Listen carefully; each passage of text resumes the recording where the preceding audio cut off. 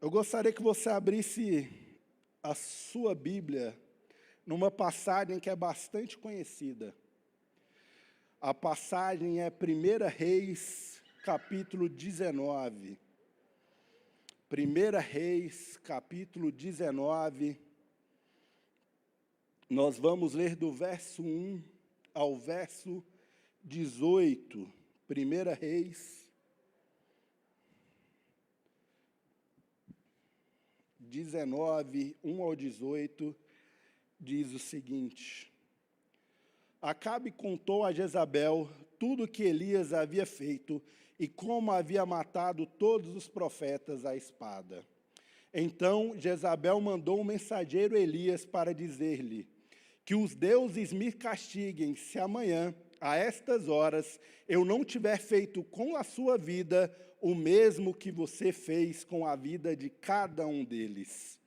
Elias ficou com medo, levantou-se e, para salvar a vida, se foi e chegou a Berseba, que pertence a Judá. Ali deixou seu servo para trás. Ele mesmo, porém, foi para o deserto, caminhando um dia inteiro. Por fim, sentou-se debaixo de um zimbro, sentiu vontade de morrer e orou: Basta, Senhor, tira a minha vida, porque eu não sou melhor do que os meus pais. Deitou-se e dormiu debaixo de um zimbro, e eis que um anjo tocou nele e lhe disse: Levante-se e coma. Elias olhou e viu, perto da sua cabeça, um pão assado sobre pedras em brasas, e um jarro de água. Comeu, bebeu e tornou a dormir. O anjo do Senhor voltou, tocou nele e lhe disse: Levante-se e coma, porque a viagem será longa. Então Elias se levantou, comeu e bebeu. E com a força daquela comida, caminhou 40 dias e 40 noites até Horebe, um monte de Deus. Ali entrou numa caverna onde passou a noite. E eis que a palavra do Senhor veio a ele e lhe disse: O que você está fazendo aqui, Elias? Ele respondeu: Tenho sido muito zeloso pelo Senhor, Deus dos exércitos, porque os filhos de Israel deixaram a tua aliança, derrubaram os teus altares e mataram os teus profetas à espada. Só fiquei eu, e eles estão querendo tirar minha vida. Então foi-lhe dito: saia daí e fique diante do Senhor no monte. E eis que o Senhor estava passando, e um grande e forte vento fendia os montes e quebrava as rochas diante do Senhor. Mas o Senhor não estava no vento. Depois do vento, houve um terremoto, mas o Senhor não estava no terremoto. Depois do terremoto, veio um fogo, mas o Senhor não estava no fogo. E depois do fogo, veio o som de um suave sussurro. Quando Elias ouviu isso, cobriu o rosto com o manto e, saindo, pôs-se à entrada da caverna. Eis que veio uma voz e lhe disse: O que você está fazendo aqui, Elias? Ele respondeu: Tenho sido muito zeloso pelo Senhor, Deus dos exércitos, porque os filhos de Israel deixaram a tua aliança, derrubaram os teus altares e mataram os teus profetas à espada. Só fiquei eu, e eles estão querendo tirar minha vida. Então o Senhor disse a Elias: Vá, volte ao seu caminho para o deserto de Damasco. Chegando lá, unja Azael como rei da Síria. Unja também Jeú, filho de Nissi, como rei de Israel, e Eliseu, filho de Safate, de Abel-Meolá, como profeta em seu lugar. Quem escapar à espada de Azael, Jeú matará. Quem escapar à espada de Jeú, Eliseu matará. Também conservei em Israel 7.000, todos os joelhos que não se dobraram a Baal, e toda boca que não o beijou. Senhor, nós oramos a Ti mais uma vez. Eu clamo ao Senhor para que o Senhor continue ministrando aos nossos corações nessa noite. Para que o Senhor fale através de mim e apesar de mim. Que este tema, que muitas vezes é tão sensível, sirva de abraço, sirva de afago, sirva de alerta, que verdadeiramente nós, como igreja, possamos ser despertados através da Tua palavra nessa noite. Que os nossos olhos estejam sensíveis, que os nossos ouvidos estejam abertos e que verdadeiramente, Pai, todo ruído de mensagem, tudo aquilo que vem atrapalhar, caia por terra no nome santo do Senhor Jesus. Essa é a minha oração, no Teu santo nome. Amém e amém. Antes de entrar diretamente na passagem, a gente precisa fazer um pouco de contexto, porque o texto vai começar falando com que Acabe contou a Jezabel o que havia acontecido. Então, a gente precisa de um contexto. 1 Reis 16, verso 29, Acabe assume ali o trono de Israel. Assume no lugar de seu pai, que é um daqueles tantos que a gente lê na Bíblia, que fala, foi mal aos olhos do Senhor e tudo mais. 1 Reis 17, já no início, a gente vê Elias se encontrando com Acabe, e Elias avisando Acabe aquilo que o Senhor tinha informado, que não cairia nem orvalho, nem chuva, enquanto o Senhor não quisesse naquela terra. Após isso, no capítulo 18, depois de 3 anos de seca, o Senhor fala com Elias, fala, ó, vai lá encontrar Acabe, avisa para ele que vai cair chuva, vai cair água do céu. Elias, então, ele vai para se encontrar com Acabe. No meio do caminho, quem encontra Elias é Obadias, que era um servo do rei, mas que era um servo temente ao Senhor. E quando Obadias se encontra com Elias, ele se prostra ao chão e fala, és tu, meu senhor? Elias fala, sim, sou eu, avisa lá Acabe, que eu estou esperando ele. Obadias vai falar, mas por que o Senhor não ama a minha vida? Se eu for lá falar com Acabe, quando voltar, o Senhor já não estará mais aqui, e Acabe vai tirar a minha vida.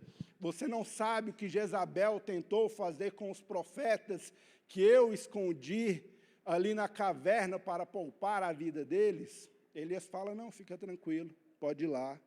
Tão certo quanto Deus vive, eu estarei aqui. Vá falar com Acabe. Então Acabe vem se encontrar com Elias, e quando Acabe vê Elias, ele fala para Elias, és tu, ó perturbador de Israel? E Elias vai falar para Acabe, não sou eu que sou o perturbador de Israel. E fala para Acabe, ó, tem aí 400 profetas de Baal, 450 de Azerate, então chama ele, chama todo mundo, chama todo Israel, vamos lá para o Monte Carmelo e vamos ver quem de fato é Deus. E foram todos para o monte. Estavam lá os profetas de Baal, estava lá Elias, 2 novilhos, e haveria ali então um sacrifício para ver quem era de fato o verdadeiro Deus. Elias falou para os de Baal, falou, não, vocês começam, pode começar aí à vontade, escolhe um novilho, eu deixo vocês começarem.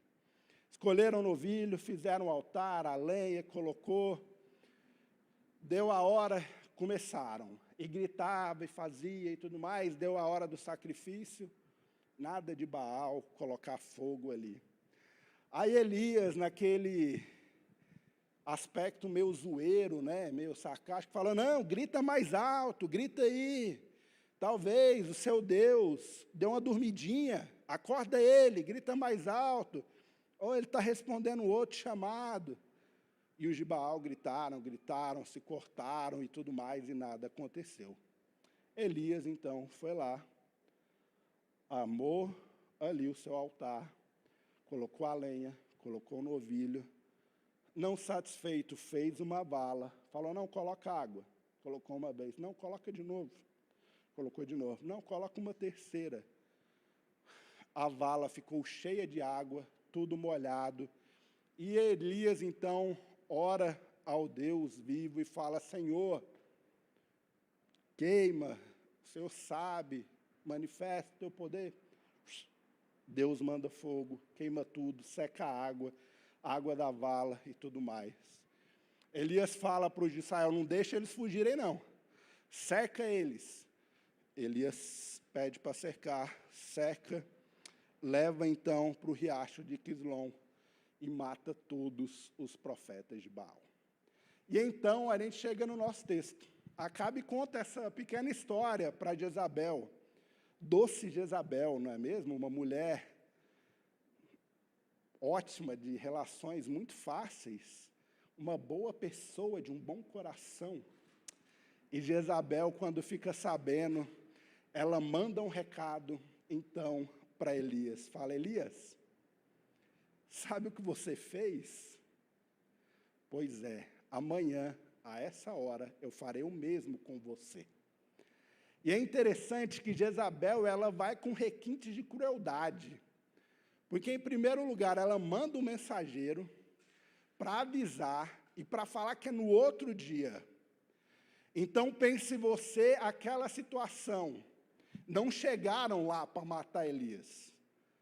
Não, chegou um mensageiro, falou: amanhã. Hoje não, amanhã. Imagine essa cena, que delícia que deve ter sido. E então, a gente vê que Elias temeu, ou ele teve medo. E aqui eu faço duas provocações. A primeira: Elias, ele ressuscitou um menino lá na passagem da viúva de Sarepta. Havia morrido, ele vai lá, ora, e aquele menino ressuscita. Ele falou: Senhor, o Senhor não pode fazer uma coisa dessas com essa senhora. Ele ressuscita aquela criança. E a segunda coisa, ele matou os profetas sozinho ali. E esse Elias está com medo. Uma segunda provocação.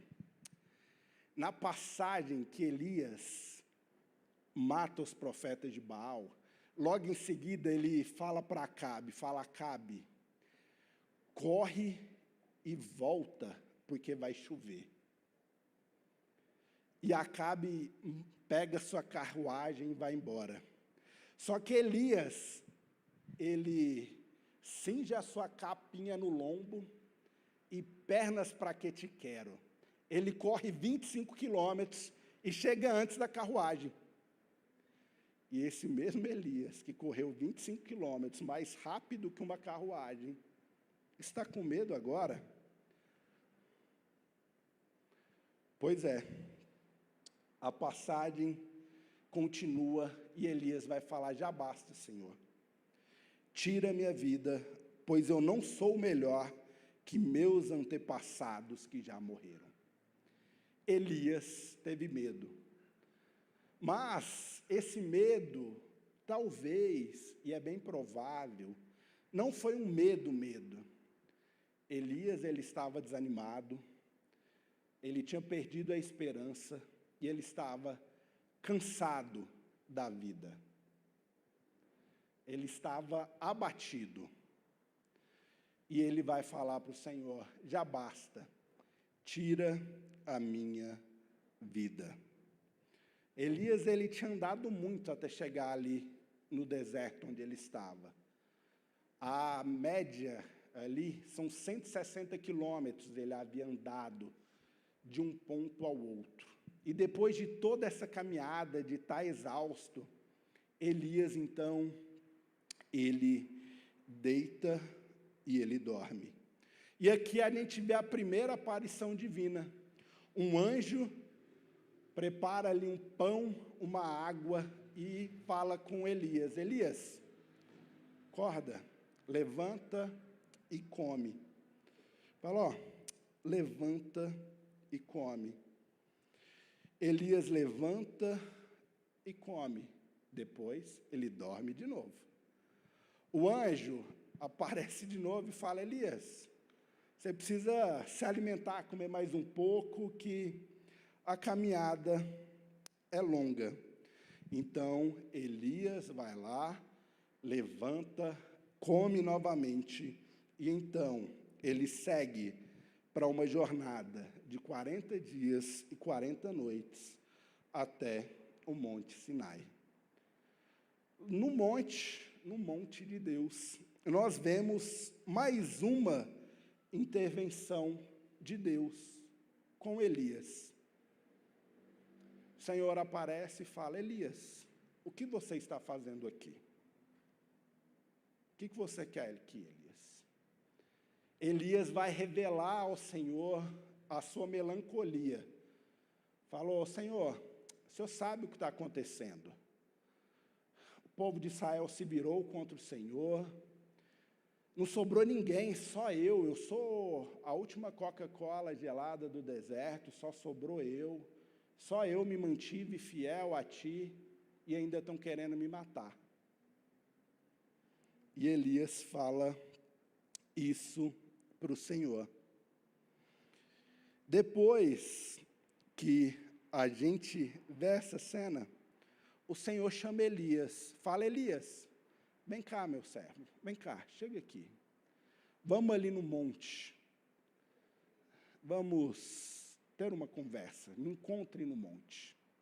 Elias está lá,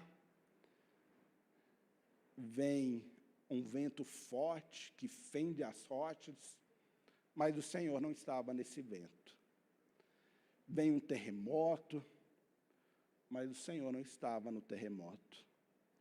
Vem um sussurro suave, ou uma brisa suave. E então, Elias reconhece que o Senhor estava ali. Ele cobre o seu rosto e vai se encontrar com o Senhor. É interessante que é o mesmo monte e é basicamente a mesma expressão que é utilizada em Êxodo para o encontro de Moisés com o Senhor também. Uma diferença de aproximadamente 400 anos, mas algo que se repete mais ou menos ali naquele monte. O Senhor novamente pergunta a Elias: Elias, o que você faz aqui? Elias, novamente, a mesma resposta. O povo de Israel se desviou, eu fui o único que sobrou e ainda estão querendo me matar.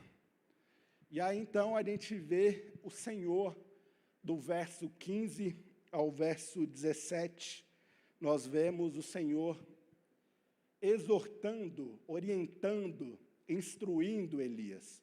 Fala: Elias, volte, você vai lá onde Azael, Jeú e Eliseu como seu substituto. Quem não morrer na espada de um, vai morrer na do outro, ou senão na do terceiro. Mas fique tranquilo que vai acontecer. E aí no verso 18, nós vemos o Senhor vindo com uma consolação para Elias. O Senhor vai falar: também conservei em Israel 7.000, todos os joelhos que não se dobraram a Baal e toda boca que não o beijou. Então o Senhor vem ali e mostra para Elias: Elias, você não é o único, você não é o último, você não é o remanescente. Existem outros 7.000. Pode voltar lá. E aqui eu quero partir então para 4 aplicações desse texto com você nessa noite. A primeira aplicação que eu gostaria de fazer com você nessa noite é: descanse. Se necessário, descanse. Coma, deita e dorme. Eu vou falar que hoje eu vivo em 2 mundos. Um mundo é uma geração old school, ou dinossauros, que considera o descanso como pecado, como um cabeça branca que está sentado na primeira poltrona, que vai considerar o descanso pecado.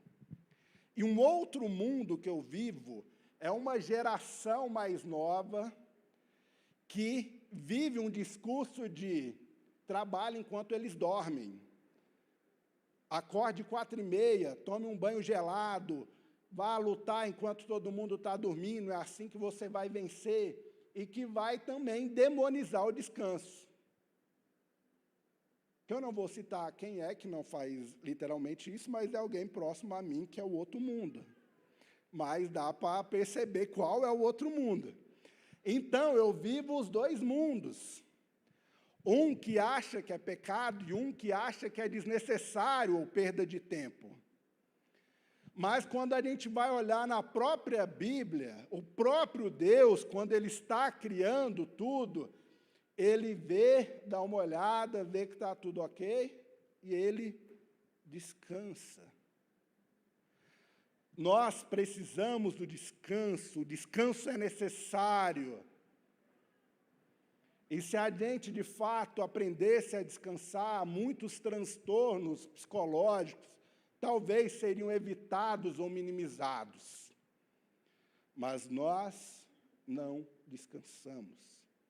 Então, o primeiro ponto que eu gostaria de deixar com vocês é, se necessário, descanse.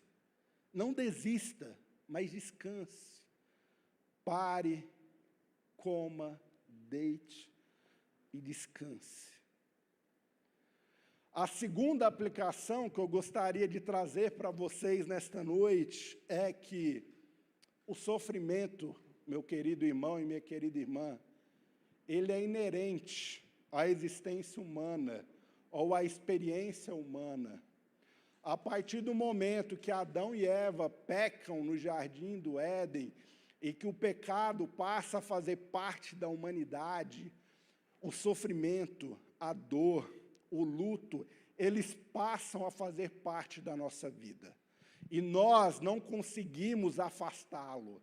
Apesar de hoje em dia a gente ter uma teologia coach, uma teologia da felicidade, que prega que em Deus você vai viver uma felicidade extrema, que você não vai ter problema, que nada vai te acontecer, a Bíblia mostra que isso não é real.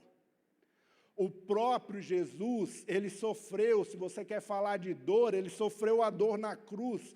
Se você quer falar do luto, quando você vai lá em João 11, de 1 a 46, na passagem de Lázaro, a gente vê do verso 33 ao verso 35, que Jesus, ele vê a dor do povo, ele vê o povo se comovendo, ele vê o povo chorando, e o espírito dele se agita, ele fica agitado, ele fica emocionado, e João 11, 35 vai falar que Jesus chorou. Ele ressuscita, Lázaro ressuscita, mas ele chora ao ver aquele povo sofrendo e sentindo a dor de, teoricamente, uma despedida, a dor da morte. Ele mesmo, o próprio Jesus, o Deus Filho, ele teve experiência de dor e sofrimento. Então, meu querido irmão e minha querida irmã, nós não conseguimos nos afastar do sofrimento. O sofrimento, ele faz parte do nosso dia a dia. A terceira aplicação que eu gostaria de trazer é que o sofrimento, ele é inerente à nossa experiência. Mas em meio ao sofrimento, em meio à dor, o Senhor nos supre. O Senhor, ele começa enviando anjos a Elias, preparando ali o pão e a água. Mesmo Elias falando que já basta, tira a minha vida, o Senhor envia o anjo e prepara a comida e a água para Elias. O próprio Eterno, como diria Eugene Peterson na versão ou na paráfrase, a mensagem, que é como ele chama o Senhor, o próprio Senhor aparece a Elias em um sussurro suave, em uma brisa suave. Ele conversa com Elias, ele exorta Elias e depois ele consola Elias. Então nós vamos passar pelo sofrimento, mas em meio ao sofrimento, o Senhor estará conosco. Deus estará no nosso sofrimento. Eu não sei qual é o seu sofrimento. Eu não sei se o seu sofrimento é o luto, se o seu sofrimento talvez seja uma depressão, ou um transtorno de ansiedade generalizada. Eu não sei qual é o seu sofrimento, mas o Senhor, Ele está contigo em meio ao sofrimento. E não encare isso como um peso de, eu sei, Ele está falando, mas eu sei. Não, encare como um sinal da graça. O Senhor está comigo. Ele está no meu sofrimento. Ele me ajuda.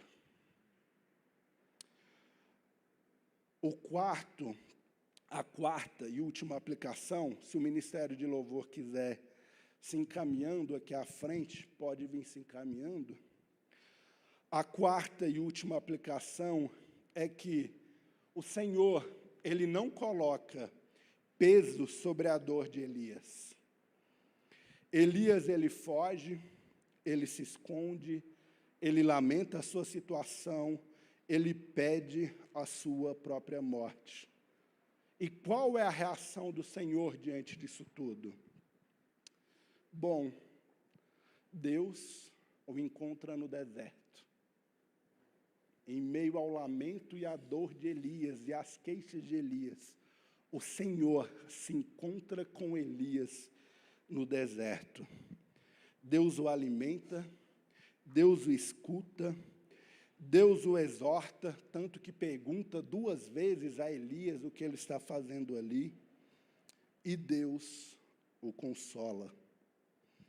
Infelizmente, meu querido irmão, minha querida irmã, você que está aqui, você que está em casa, nós, evangélicos, nós somos muito cruéis e muito terríveis com aqueles que sofrem de transtornos psicológicos de qualquer natureza que seja. Quando alguém está com câncer, você não hesita em recomendar que ele vá ao oncologista. Você vai falar, vai no oncologista, procure um médico. Quando alguém quebra um braço ou machuca a perna, você não hesita em falar, vá ao ortopedista. Quando alguém está com algum problema de visão, você não hesita em falar, procure o oftalmologista. Mas por que quando alguém sofre, seja de depressão, seja de ansiedade ou de qualquer outro transtorno, você tem medo de falar, procure um psicólogo, procure um psiquiatra? Nós precisamos ser essa voz que acolhe, que mostra que existe um caminho, que mostra que existe uma solução, que aponta a Jesus Cristo, mas que não nega que a ciência, que a psicologia, que a psiquiatria podem ajudar o processo. Nós não podemos. O psiquiatra, o psicólogo não substituem um aconselhamento cristão, o confessar pecado. Mas o psiquiatra e o psicólogo podem ajudar o cristão a ter uma qualidade de vida melhor. Nós gostamos de falar que é falta de fé, é maldição hereditária, é demônio. Mas muitas vezes é uma química que está com um probleminha que precisa ser ajustada. Eu vou contar para vocês uma historinha. Uma senhora em Goiânia engravidou. Uma senhora, está na primeira fileira. E durante essa gravidez, ela teve, digamos assim, um problema de que ela era atormentada em relação ao filho que iria nascer, que iria morrer ou algo do gênero. E durante essa gravidez, ela orava ao Senhor e falava, deixa que ele pelo menos complete 18 anos. E por conta disso, de tudo que aconteceu, isso ela me contou quando eu fiz mais de 18 anos, ela criou esse filho, de certa forma, numa bolha, protegido, mais próximo e tudo mais. Quando criança, essa criança teve queda de cabelo por estresse. Criança, ela teve queda de cabelo por estresse. Essa criança, no caso, eu. E eu era já, desde então, muito ansioso. Quando eu precisava fazer uma cirurgia, alguma coisa, eu morria de medo. Eu passava a noite acordado para ver se o outro dia não chegava. Eu ficava acordado, não vou dormir, o outro dia não pode chegar e tudo mais. E há 4 anos atrás, em 2019, eu num culto, líder do culto e tudo mais, eu achei que eu ia morrer. Meu coração disparou, eu respirava igual cachorro, e eu não entendia o que estava acontecendo. Eu falei, eu vou morrer. E eu orava ao Senhor, eu andava de um lado para o outro, eu orava e falava, Senhor, eu sou o líder aqui, é meu último culto, não me mata hoje não, deixa eu morrer amanhã, mas hoje não. E desesperado, eu mandei uma mensagem para Elis, que estava no culto, eu falei, me leva para o hospital. Eu fui para o hospital. Primeiro para o HRT, logicamente não fui atendido. Depois para o Anchieta. Quando chegou no Anchieta, o médico falou, é crise de ansiedade. Eu vou te dar um remedinho, você vai ficar tranquilo. Ele deu um remédio. O remédio chegou, eu ainda não era casado, minha mãe estava comigo, eu falei, eu não vou tomar, porque vai que eu durmo. Se eu dormir, eu não acordo. E a minha cabeça ficou, se eu dormir, eu morro, eu não volto, então eu não vou tomar, não, eu não quero dormir. Minha mãe, toma, isso aí vai só te ajudar. E eu não queria tomar, porque eu achava que eu ia morrer. E depois disso eu procurei ajuda. Eu fui fazer terapia e hoje eu sou acompanhado na psicoterapia. E eu queria falar para você, meu irmão, que está aqui nessa noite. O sofrimento, ele é inerente à existência humana. Mas nós podemos procurar ajuda. Nós podemos ir atrás de auxílio. A terapia não substitui o aconselhamento cristão, a confissão de pecado. E não é a função da terapia. Mas nós podemos procurar ajuda.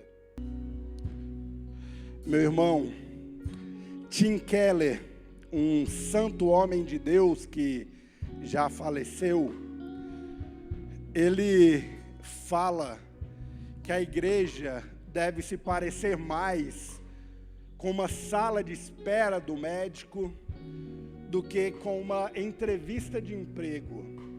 E Tim Keller, ele fala que a igreja deve se parecer mais com essa sala de espera do que com a entrevista de emprego, porque na entrevista de emprego todos tentam parecer tão capazes, eficientes, quanto seja possível.